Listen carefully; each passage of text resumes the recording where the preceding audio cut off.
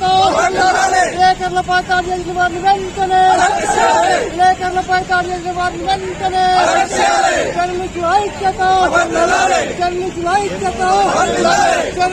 ఐక్యత రాష్ట్రాన్ని పరిపాలించే గతంలో కానీ ఒక నిండు ముఖ్యమంత్రి సభలో కృష్ణ అనే ఫోటోగ్రాఫర్ మీద, ఆంధ్రజ్యోతి ఫోటోగ్రాఫర్ మీద ఆయన స్పీచ్ ఇస్తుంటే కింద కార్యకర్తలు రెచ్చగొట్టి ఆ విలేకరులు రాజ్యంగా కొనడం జరిగింది.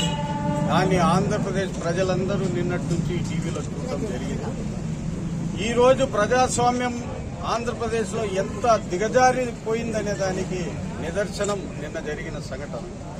ఇక్కడ మామూలుగా మనం కూడా ఈ విలేకరుల మీద దాడి అనే దాని మీద నాకు తెలిసి 5 ఏళ్లలో దాదాపు ఇది 7వ 8వ మనం ఆర్డీఓ ఆఫీస్ కాడ వచ్చి మెమరాండం జరుగుతాం.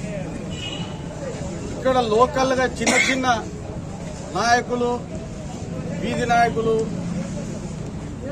మరి టౌన్ లో ఉన్న నాయకులు అక్కడక్కడ విలేకరుల మీద దాడి జరిగిన సంఘటనలు మనం చూసాం. కానీ ముఖ్యమంత్రి సభలో దాడి జరిగినాక కనీసం ముఖ్యమంత్రి దాని మీద విచారం కూడా వ్యక్తం చేయకపోవడం అనేది ఈ ప్రజాస్వామ్యంలో చీకటి దినమని నేను అందుకే చెప్పడం జరిగింది.